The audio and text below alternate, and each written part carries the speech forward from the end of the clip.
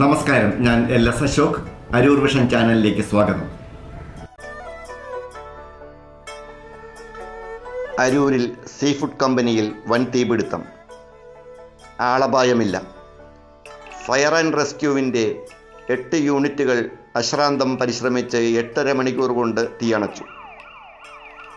അരൂർ മുക്കത്തുള്ള ഇൻഡസ്ട്രിയൽ എസ്റ്റേറ്റിലെ Mangala buds and seafood processing കമ്പനിയിൽ ഇന്ന് ഏപ്രിൽ 5 വെള്ളിയാഴ്ച രാവിലെ 9:30 മണിയോടെയാണ് തീപിടുത്തം കേട്ടത്.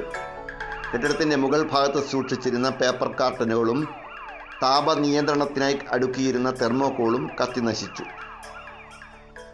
ഇലക്ട്രിസിറ്റി ഷോർട്ട് സർക്യൂട്ട് മൂലമാകാം തീ പടർന്നത് എന്ന് കരുതപ്പെടുന്നു. തീപിടുത്തം നിയന്ത്രിക്കാനായി വിവിധ കേന്ദ്രങ്ങളിൽ നിന്നുമെത്തിയ 8ഓളം ഫയർ ആൻഡ് റെസ്ക്യൂ യൂണിറ്റുകൾ 8.5 മണിക്കൂർ അശ്രാന്തം പരിശ്രമിച്ചാണ് തീ നിയന്ത്രണ വിധേയമാക്കിയത്. തീയണയ്ക്കാനായി കെട്ടിടത്തിൻ്റെ മുകൾ ഭാഗം ക്രെയിൻ ഉപയോഗിച്ച് ഭാഗികമായി പൊളിക്കേണ്ടി വന്നു. അരൂർ, ചേർത്തല, മട്ടാഞ്ചേരി, കടവന്ത്ര, തൃപ്പൂണിത്തുറ തുടങ്ങിയ സമീപ പ്രദേശങ്ങളിലെ ഫയർ ആൻഡ് റെസ്ക്യൂ യൂണിറ്റുകളാണ് എത്തിയത്. കൂടാതെ 2 ക്രെയിൻ സർവീസുകളും അഗ്നിരക്ഷാ വിഭാഗത്തിന് സഹായിച്ചു. കെട്ടിടത്തിൻ്റെ മുകൾ ഭാഗം പൊളിച്ച് ഭിത്തി തകർത്താണ് തീയണയ്ക്കാനുള്ള ശ്രമം നടത്തിയത്. സംഭവം അറിഞ്ഞ് Cherthala tahsildar KM Nasar, deputy tahsildar R Mukesh, Aroor police station SHO PS Shiju, Aroor panchayat president advocate Rakhi Antony, മറ്റു പഞ്ചായത്ത് അംഗങ്ങൾ തുടങ്ങി വിവിധ തുറകളിലുള്ള പ്രമുഖ ഉദ്യോഗസ്ഥരും ജനപ്രതിനിധികളും എത്തിയിരുന്നു.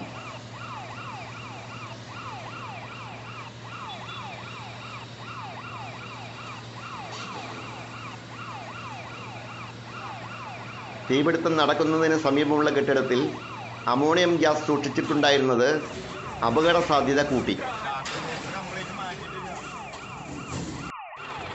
സംസ്ഥാന എക്സ്പോർട്ടേഴ്സ് അസോസിയേഷൻ പ്രസിഡന്റ് കൂടിയായ മംഗള ബാബുവിൻ്റെ ഉടമസ്ഥതയിലാണ് കമ്പനി പ്രവർത്തിക്കുന്നത്. ലക്ഷക്കണക്കിന് രൂപയുടെ നഷ്ടം പ്രതീക്ഷിക്കുന്നു.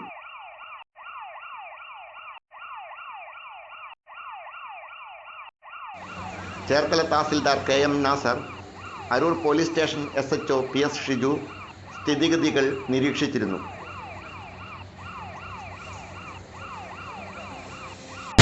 അവിടെ ഇപ്പോൾ റൂംസിൻ്റെ മുകളിൽ ഭിത്തികളെല്ലാം പൊളിച്ച് എയർപോർട്ട് വളരെ ഗുണകരമായ രീതിയിലാണ്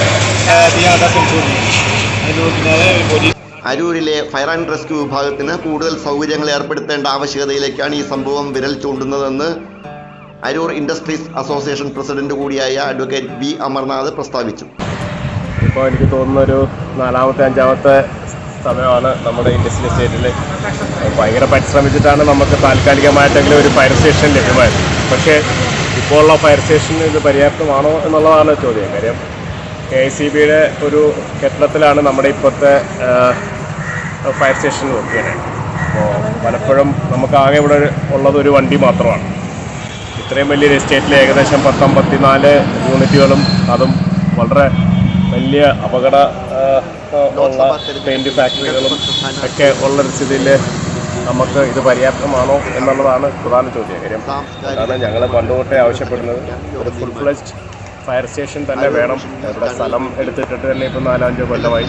പക്ഷെ അതിനെ ഏറ്റവും വലിയ ആധുനിക രീതിയിലുള്ള ഒരു ഫയർ സ്റ്റേഷനും ഒരു റെസ്ക്യൂ സെൻ്ററിനുമാണ് അന്ന് നമ്മൾ തുടക്കം കൊടുക്കും. പക്ഷേ ഇപ്പോൾ അതൊരു വാടകഘട്ടത്തിൽ മാത്രം ഒതുങ്ങി നിൽക്കുന്ന ഒരു സ്ഥിതിവിശേഷമാണ്.